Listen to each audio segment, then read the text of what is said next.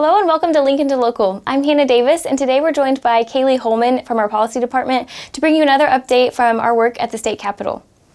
Kaylee, some of the biggest news of the week, or this past week or so, is redistricting. The legislature announced their plan, and they're moving forward with it. So what does that mean for rural Oklahoma? Yeah, absolutely. So we were a little concerned with redistricting and just how population has shifted over the last 10 years.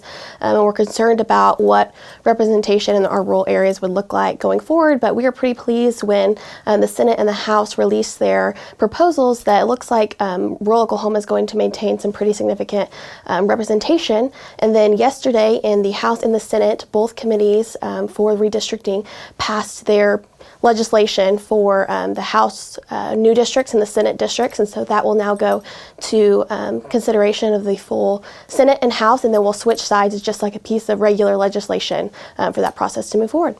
That's great.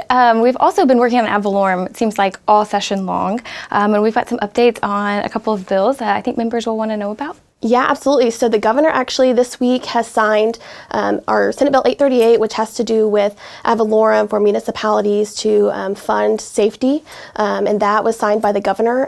It's been a long discussion that Farm Bureau has been involved in for about 5 years now, and we were able to get ag lands exempt as well as implements of husbandry, and that cap is at a 60% threshold versus a 50%. So we were pretty pleased to get those changes in that bill this year. And then also another bill that was signed by the governor is Senate Bill 825, which would keep municipalities, if they do pass a ad valorem increase or assessment like 838 for something specific, such as police and fire in this case, that they have to use those dollars that are assessed for what the people approve it for. And if they want to change it towards something else, they would have to go back and then get approval. We've also been watching as the legislature works to address some of the issues with electricity and gas, propane bills after that big storm in February. So what do members need to know about that plan? Yeah, absolutely. So that is kind of what we're learning as we go with that. It's obviously very difficult because you're looking at private companies that are providing energy and power to our members as well as all of Oklahoma. So that is going to be a difficult step moving forward.